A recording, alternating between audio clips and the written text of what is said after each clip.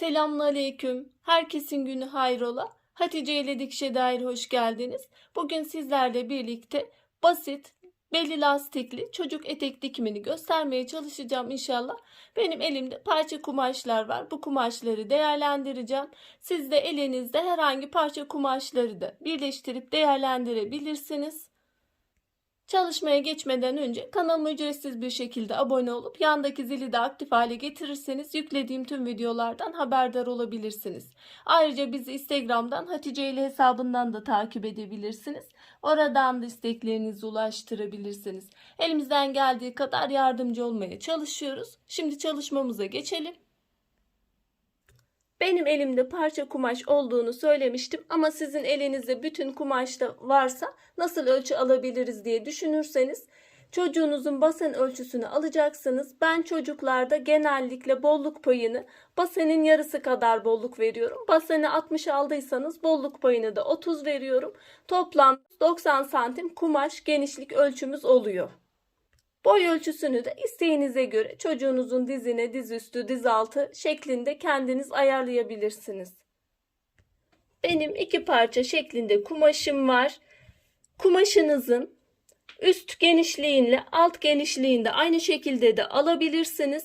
Üstten kumaşın basen ölçüsünü çocuğun alacaksınız. Artı bolluk payını. Bolluk payını da dökümlü kumaşlarda ben genellikle basenin yarısı kadar, hatta çok aşırı tül gibi dökümlü kumaşlarda yarısından da fazlasını veriyorum. Burada 1'e 1,5 ölçüsü olmuş oluyor. 1'e 2 ölçüsünü de çok aşırı dökümlü kumaşlarda kullanabilirsiniz. Benim burada parça olduğu için üst kısımla alt kısım bir değil, onu da şu şekilde ayarlayabiliriz. Buradan basen ölçümü aldım, artı bolluk paylarını verdim. Sonra aşağı doğru normalde yetişkinlere yaptığımız gibi bir çan şekilde inebilirsiniz. Biraz daha fazla verebilirsiniz. Benim burada üst kısım 25 santim 2 kat kumaşta, alt kısım ise 30 santim, yani 5 santimlik bir açılma yaptım. Arkalı önlü 10 santim yapar. Bu şekilde kumaşınızı 4'e katlarsınız. Benim 2 kat şu an parça kumaş olduğu için şu şekilde ifade edeyim. Kumaşımı 4'e katladım. Ölçümü bu şekilde aldım. Aşağı doğru bir 5 santim daha açma yaptım. Bu şekilde de kesim yapabilirsiniz. Bu kısım 30 ise bu kısımda 30 olarak da bırakabilirsiniz. Düz bir şekilde de pile vermiş olursunuz. Kumaşım hazır olduğu için yüzü yüzüne bakacak şekilde, temiz yüzler içte kalacak şekilde yerleştiriyorum. İlk önce yan dikişleri yapacağız. Temiz yüzler 3 kısımda. Yan kenarları dikiyoruz. Eğer sizin kumaşınız bir bütün halde ise tek taraflı dikişle yapıp arka kısma da dikişi bırakabilirsiniz. Yan kenar dikişlerini dikiyoruz.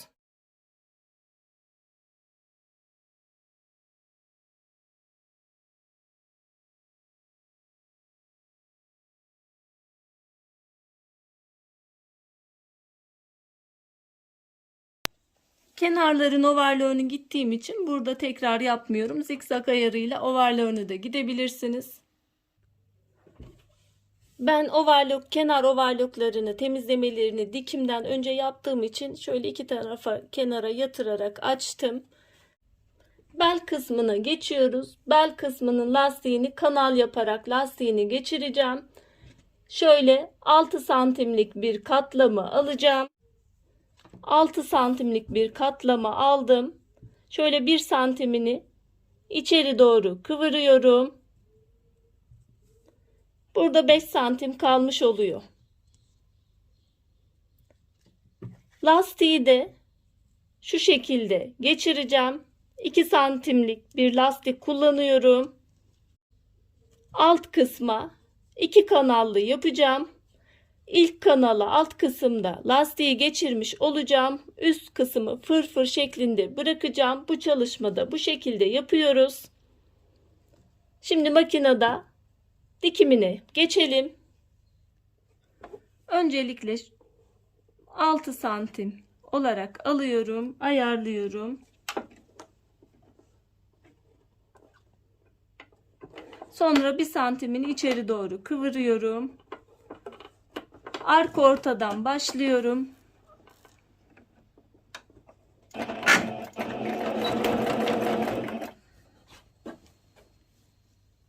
Bir santim kıvırdım.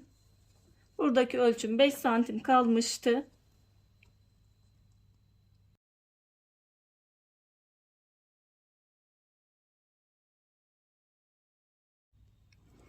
Üst kısım dar olduğu için alt kısım biraz daha geniş açılarak kesim yaptığımız için burada şu üstteki ilk parçayı biraz çektirerek dikiyorum. Alt parçaya eşit denk gelebilmesi için.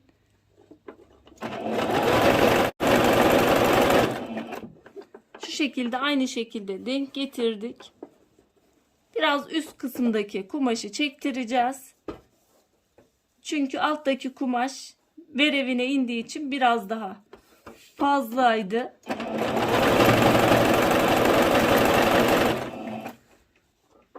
Makinenizin iğne takılı özelliği varsa iğne takılı kalsın. Daha kolay ayarlama yapacaksınız. Lastik geçirmek için bir kısım bırakıyorum. Sonra tekrar şurada bırakıyorum. İlk başladığım kısma geliyorum. Burada lastiğin ölçüsünü alıyorum. İçinden rahat geçecek şekilde bir kanal bırakacağım. Şimdi buradan bir dikiş daha, komple bir dikiş yapıyorum.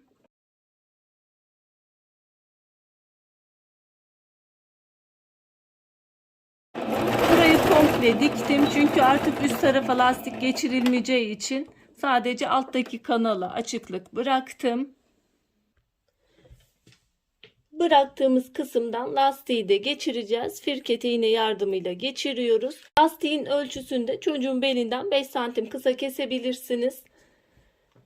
Burada basenden normalde çok daha fazla bolluk payı veriyoruz. Yetişkinlerdekinden daha farklı. O yüzden kanal yaparak genellikle ben geçiriyorum. Eğer basen ölçüsü, kumaş ölçüsü fazla ise bel ölçüsü daha düşük oluyor. Bele göre tam lastiği almamız gerekiyor. O yüzden en iyi yöntem kanal yaparak lastiği geçirmek. Çünkü lastiği ne kadar çektirirseniz çektirin kumaşa denk getirme ihtimaliniz olmayacaktır. Çünkü kumaş ölçüsünü, büzgü ölçüsünü fazla verdiğimizde şu şekilde yapmıyoruz. Böyle diktiğimizde hem lastik kaba duracak hem de atacaktır. Şöyle üst üste yerleştiriyorum. Şuradan bir dikiş, şuradan bir dikiş.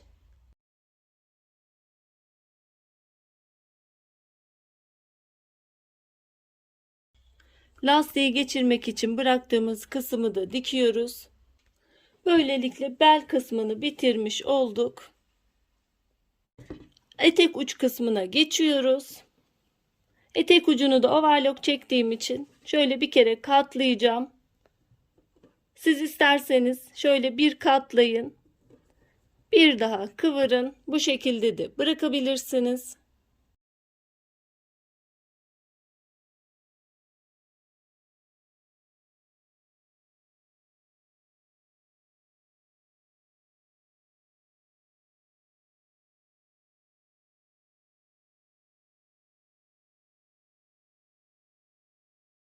Çalışmayı tamamladım.